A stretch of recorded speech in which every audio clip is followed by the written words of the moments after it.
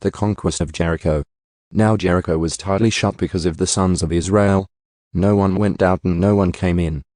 But the Lord said to Joshua, "See, I have handed Jericho over to you, with its king and the valiant warriors.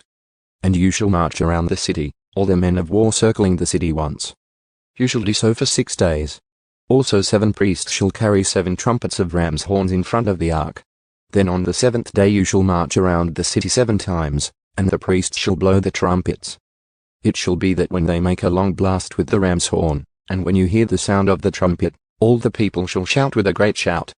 And the wall of the city will fall down flat, and the people shall go up, everyone straight ahead." So Joshua the son of Nun called the priests and said to them, "Take up the ark of the covenant, and have 7 priests carry 7 trumpets of ram's horns in front of the ark of the Lord." Then he said to the people, "Go forward and march around the city, and the armed men shall go on ahead of the ark of the Lord." And it was so, that when Joshua had spoken to the people, the 7 priests carrying the 7 trumpets of ram's horns before the Lord went forward and blew the trumpets. And the ark of the covenant of the Lord followed them. And the armed men went ahead of the priests who blew the trumpets, and the rearguard came after the ark, while they continued to blow the trumpets.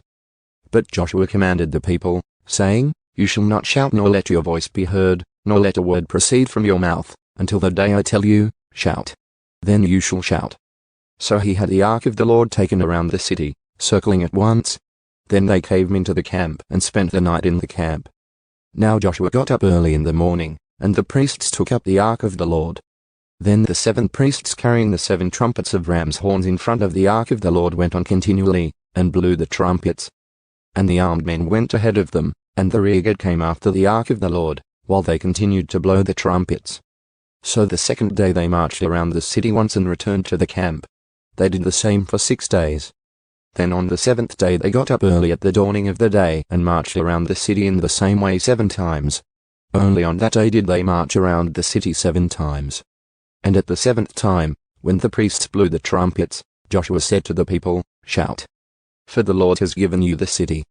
But the city shall be designated for destruction, it and everything that is in it belongs to the Lord.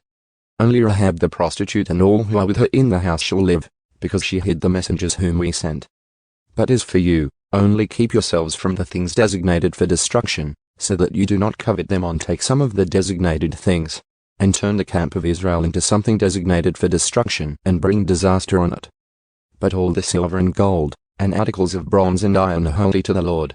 They shall go into the treasury of the Lord." So the people shouted, and the priests blew the trumpets. And when the people heard the sound of the trumpet, the people shouted with a great shout, and the wall fell down flat, so that the people went up into the city, everyone straight ahead, and they took the city. They utterly destroyed everything in the city, both man and woman, young and old, and ox, sheep, and donkey, with the edge of the sword. And Joshua said to the 2 men who had spied out the land, "Go into the prostitute's house, and bring the woman and all she is out of there, just as you have sworn to her." So the young men who were spies went in and brought out Rahab, her father, her mother, her brothers, and all she had. They also brought out all her relatives, and placed them outside the camp of Israel. Then they burned the city with fire, and all that was in it. Only the silver and gold, and the articles of bronze and iron, they put into the treasury of the house of the Lord. However, Rahab the prostitute and her father's household and all she had, Joshua spared. And she has lived in the midst of Israel to this day, because she hid the messengers whom Joshua sent to spy out Jericho. Then Joshua made them take an oath at that time, saying, "Cursed before the Lord is the man who rises up and builds this city Jericho. With the loss of his firstborn he will lay its foundation, and with the loss of his youngest son he will set up its gates." So the Lord was with Joshua, and his fame was in all the land.